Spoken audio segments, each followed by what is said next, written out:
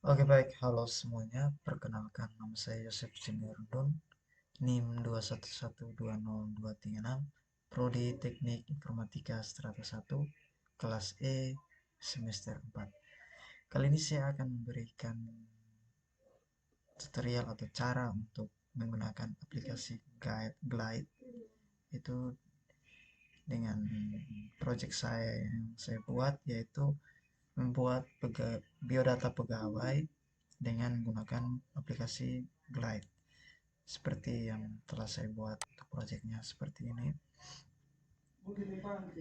Di sini itu saya buat pegawai, jabatan, dan agama. Di sini setelah saya buat aplikasinya, sebelum itu saya masukkan lewat Google Drive itu. Di sini saya buat folder baru. Folder barunya saya sudah buat itu dengan biodata pegawai. Di dalam biodata pegawai ini telah saya masukkan data-datanya seperti nama, nik, jabatan, foto, lokasi, nomor kontak, email, agama, tanggal lahir, aktif, dia aktif atau tidak, total gaji, dan prestasi. Ini untuk sheet yang pertama ya. Sheet kedua itu saya masukkan jabatannya. Itu nama jabatannya itu kepala humas, pegawai honorer, pegawai tetap, dan biro umum. Lalu menuju ke agama. Di sini saya menambahkan 5 agama itu Konghucu, Buddha, Hindu, Kristen, Katolik, Protestan, dan Islam. Oke, langsung saja saya langsung di sini untuk biodatanya ini telah saya hubungkan dengan aplikasi Glide ya, yaitu di project saya. Seperti ini saya sudah hubungkan dia. Lalu di sini saya akan menjelaskan satu persatu ini fungsi dan fitur-fitur yang ada dalam aplikasi project Glide ini. Itu di pegawai ini seperti, seperti ini. Di sini saya sudah tambahkan itu nama dengan ratingnya itu yang ya, prestasinya. Saya pasangkan ratingnya 3 atau terserah terserah user untuk memasangnya berapa. Lalu untuk di sini untuk menambahkan aktif ini atau tidak, kita klik saja di sini. Kita di aktif mana aktifnya? Aktif ini kita tambahkan fitur yang di sini disebut dengan nama uh, active role ini kita tambahkan. Lalu setelah kita tambahkan seperti ini,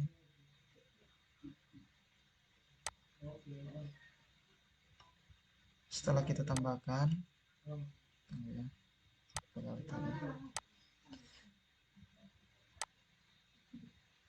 setelah kita tambahkan active role ini, baru kita editnya di sini. Ya, sini kan teksnya itu namanya aktif, jadi kita pilih aktif, kita pilih aktif. Habis lalu di sini labelnya itu kita tambahkan aktif untuk ini, mengaktifkan labelnya. Lalu untuk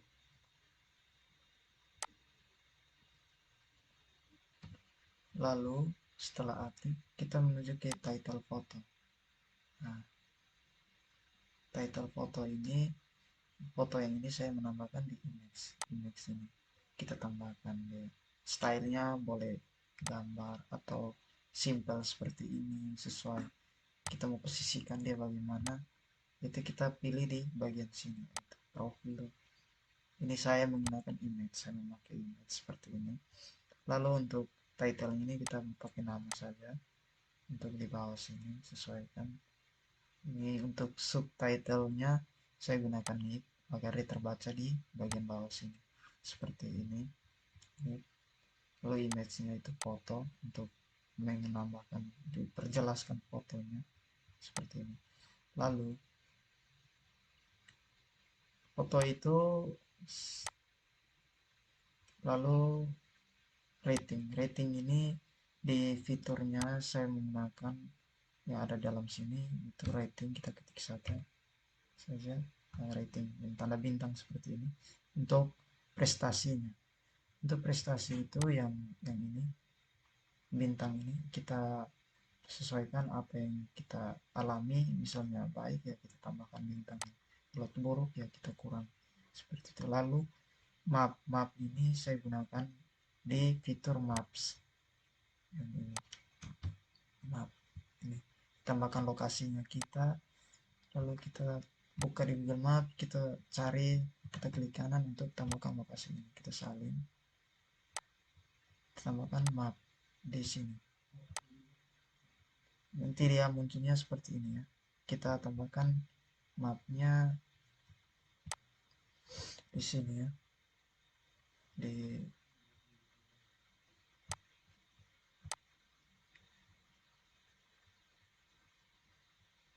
title ini kita tambahkan mapnya, lalu dia akan muncul seperti peta seperti ini ya, untuk mapnya tersebut. Lalu separator ini dia berfungsi untuk membagi ini kolom yang garis ini ya, separator ini. Itu saya gunakan di fitur yang ini, separator. Dia berfungsi untuk membagi kolom garis horizontalnya seperti ini, untuk memisahkan yang di atas dan yang di bawah. Lalu email ini juga sama, saya menggunakan Action Row, aplikasi fiturnya yang ini, Action Row yang ini, Action Row untuk menambahkan email. Begitu pula dengan total gaji ini saya juga menggunakan fitur Action Row. Total gaji ini saya pakai Action Row, lalu menggantinya di label itu, artinya kita gantikan di total gaji, teksnya itu total gaji. Lalu untuk chart, radical chart ini saya gunakan fitur di chart, saya gunakan radical chart ini. Lalu setelah saya gunakan, saya ganti dia memakai untuk chartnya total gaji karyawan. Jadi di sini dia akan menghitung total gaji karyawan tersebut yang saya gunakan. Misalnya gaji karyawan tersebut bernama Yosef, lalu untuk total gajinya itu 5 juta. Seperti ini. Ukurannya ini 5 juta. Yang lainnya habis 7 juta, seperti ini untuk chart. Lalu selanjutnya saya menuju ke agama itu saya menggunakan 5 agama, itu Islam, Kristen, seperti ini. Lalu untuk fitur editnya juga saya sudah buat, edit dan hapus. Untuk fitur editnya ini kita menuju ke setting pegawai, kita menuju setting, lalu di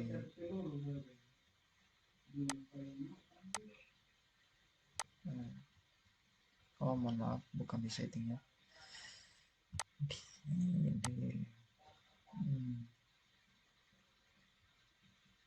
option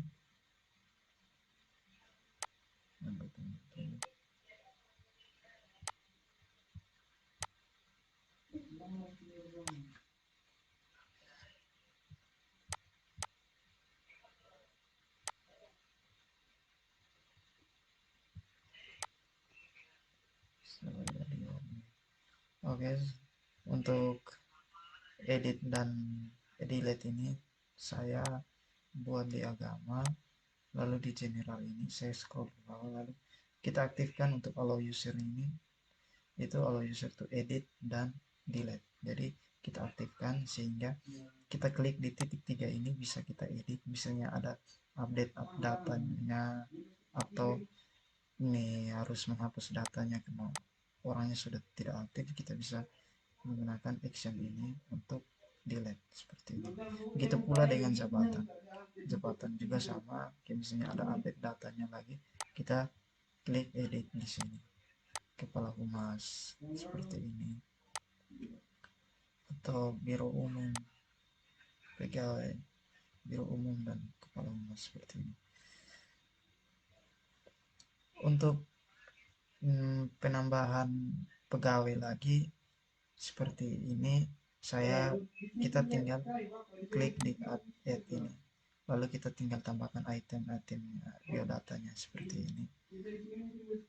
Misalnya dia punya pegawai honor baru, kita tambahkan di sini, fotonya juga di sini kita tambahkan seperti ini.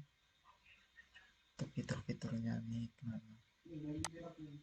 lalu ini itu untuk cari berdasarkan agama. Misalnya dia beragama Hindu, jadi dia cukup Hindu. Ini Konghucu cukup satu, begitu semua ya, semua seperti ini.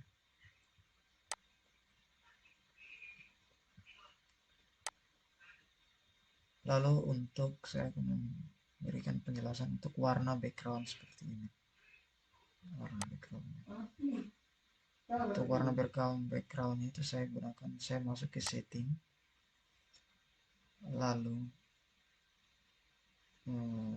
di appearance, cost, time and color, jadi lalu saya klik di sini design color, saya tinggal menyesuaikan warna yang saya inginkan seperti ini.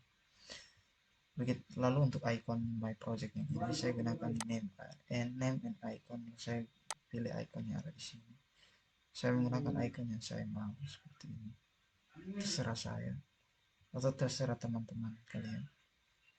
Lalu upload seperti itu. Lalu untuk namanya ini terserah teman-teman mau menamakan apa. Ini saya gunakan namanya my project seperti ini. Lalu untuk publiknya saya gunakan di sini, saya klik sini control access to your app. Ini saya gunakan bikin sign in, yaitu kalau misalnya kita masuk di aplikasi ini kita harus sign in, yaitu menambahkan atau memasukkan email aktif kita seperti ini. Email aktif saya ini sign in, saya masukkan emailnya seperti ini ya, sign in. Lalu ini yang tampilan landing page-nya untuk menuju ke project tersebut. Untuk masukkan email Anda, ini kita masukkan email kita, lalu dari servernya akan mengirim model kode verifikasi untuk masuk ke project seperti ini. Di sini untuk ini publiknya saya gunakan public agar semua bisa mengakses seperti ini. Oke, saya langsung menuju ke contohnya. Contohnya seperti ini, kita copy linknya, kita masuk ke projectnya tersebut.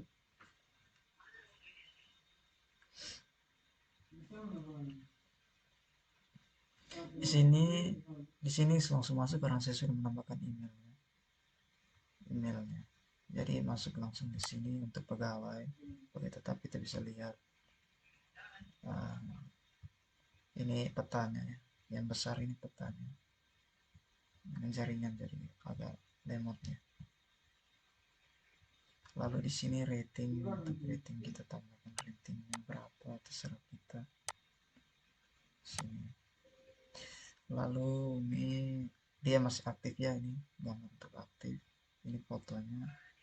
Di sini kita tambahkan ratingnya 3. Ini peta untuk lokasi rumah tersebut. Di sini emailnya, lalu untuk kontaknya kita tinggal lihat, dan ini total gajinya karyawan. Sini total gajinya itu 5 juta. Menuju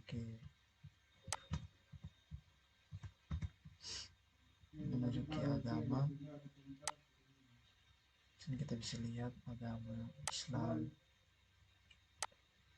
Lalu jabatan, di sini ada 4 jabatan, itu biro umum, kepala humas, pegawai honor. Ini kita bisa edit, delete juga bisa.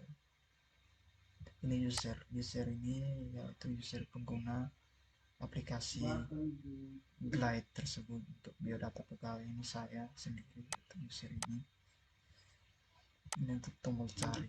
Satu lagi saya lupa jelaskan untuk icon tersebut ini. Untuk icon ini di sini saya bisa gunakan card. Nah, ini dia akan membentuk seperti gear begini, untuk list kita tinggal ganti-ganti sesuai dengan ya, ke kemauan pengguna. Seperti saya gunakan link saja supaya lebih rapi. Oke, ini allow usernya tuh saya lupa kasih dia untuk delete, tombol delete. Oke. Oke, untuk project pembuatan aplikasi biar atau pegawainya menggunakan aplikasi lainnya seperti ini. Lalu saya akan memberikan kekurangan dan kelebihan dari menggunakan aplikasi ini. Saya sudah siapkan. Untuk kelebihan penggunaan Glide APS, yaitu yang pertama tidak memerlukan pemrograman, atau kelebihan utama Glide APS adalah memungkinkan orang-orang tanpa latar belakang pemrograman untuk membuat aplikasi mobile dengan antarmuka pengguna yang intuitif dan alat seret dan lepas. Pengguna dapat membangun aplikasi tanpa harus menulis kode. Lalu yang kedua, waktu pengembangan yang cepat. Dengan Glide APS, pengembangan aplikasi dapat dilakukan dengan cepat. Template dan komponen yang sudah ada memungkinkan pengguna untuk membuat aplikasi dalam waktu singkat. Hal ini sangat berguna dalam situasi di mana kecepatan pengguna menjadi prioritas. Yang ketiga, interaksi dengan Google Sheets. Glide APS terintegrasi secara langsung dengan Google Sheet. Ini mungkin pengguna untuk menggunakan data yang sudah ada di Google Sheet sebagai sumber data untuk aplikasi mereka. Ini membuat proses pembaruan data menjadi mudah dan otomatis. Yang keempat, penyebaran instan. Aplikasi yang dibuat dengan Glide APS dapat dengan mudah didistribusikan ke pengguna lain melalui tautan atau kode. Ini memungkinkan pengguna untuk dengan cepat membagikan aplikasi mereka dengan audiens yang disetujui. Oke, selanjutnya kekurangan penggunaan Glide APS atau aplikasi. Yang pertama, batas fungsionalitas. Glide APS mungkin memiliki batasan dalam hal fungsionalitas yang kompleks. Jika Anda membutuhkan fitur-fitur custom yang kompleks atau logika yang lebih rumit, mungkin akan sulit untuk mencapai hal tersebut hanya dengan menggunakan Glide APS. Yang kedua, keterbatasan desain. Meskipun Glide APS menawarkan beberapa templates dan opsi desain, Anda mungkin menghadapi keterbatasan dalam menyesuaikan tampilan dan nuansa visual aplikasi Anda. Jika Anda menginginkan kontrol penuh terhadap desain aplikasi, Glide mungkin terbatas dalam hal ini. Yang ketiga, ketergantungan pada sumber data Google Sheets. Jika Anda ingin menggunakan sumber data yang berbeda selain Google Sheets, Anda mungkin akan mengalami keterbatasan. Glide APS dirancang terutama untuk mengintegrasi dengan Google Sheets sehingga keterbatasan ini perlu diperhatikan jika Anda ingin menggunakan sumber data lain. Yang terakhir atau yang keempat, tidak mendukung pengembangan lintas platform. Saat ini Glide APS terutama fokus pada pengembangan aplikasi mobile untuk platform Android dan iOS. Jika Anda ingin mengembangkan aplikasi untuk platform lain tersebut, Windows atau Mac OS, Glide mungkin tidak mendukung pengembangan lintas platform ini. Saat mempertimbangkan penggunaan Glide, penting untuk mengevaluasi kebutuhan dan tujuan Anda dalam pengembangan aplikasi. Jika Anda mencari solusi pengembangan cepat dan tidak memiliki kebutuhan fungsionalitas yang kompleks, maka Glide APS dapat menjadi pilihan yang baik. Namun jika Anda membutuhkan fitur-fitur yang lebih, mungkin Anda menggunakan aplikasi yang baik. Oke, itu untuk dari kelebihan dan kekurangan dari Glide APS tersebut. Baik, di sini saya juga akan memberikan pendapat tentang tantangan yang saya hadapi dalam membuat aplikasi tersebut, yaitu tantangan dari saya itu saya masih belum terlalu paham tentang penggunaan aplikasi ini. Saya juga masih belajar untuk mengenali lebih banyak fitur-fitur yang ada dalam aplikasi tersebut. Seperti ini ada beberapa banyak fitur dan pengembangannya dalam mengembangkan aplikasi tersebut. Jadi saya akan belajar lagi untuk bisa menguasai atau mempelajari aplikasi ini. Lalu untuk ini mempromosikan aplikasi ini ke semua orang, itu saya akan membuat sebuah aplikasi untuk bisa mempromosikan ke publik dan kelebihan dari aplikasi tersebut agar semua orang bisa menggunakannya dengan baik dan bisa mempelajarinya agar dapat membuat atau membangun aplikasi yang mereka inginkan. Oke, seperti itu. Oke, jika saya di, diperkenankan untuk mengembangkan aplikasi ini, mungkin saya akan menambahkan satu fitur atau penggunaannya lebih mudah dan dipahami oleh semua orang, yaitu cara secara gratis atau tanpa berbayar untuk menambahkan fiturnya lebih banyak dan bisa semua orang mengaksesnya juga, dan bisa diakses menggunakan berbagai macam sistem operasi agar tidak sulit pengguna sistem operasi lain bisa menggunakannya. Seperti itu, karena di sini kekurangannya itu dia hanya bisa menggunakan sistem operasi iOS atau iOS seperti itu, sedangkan yang lain tidak bisa. Oke, untuk video kali ini cukup sampai di sini. Kurang lebihnya saya mohon maaf kalau saya juga dalam tahap pembelajaran menggunakan aplikasi Delay tersebut. Semoga materi yang saya berikan ini bermanfaat bagi kita semua. Terima kasih.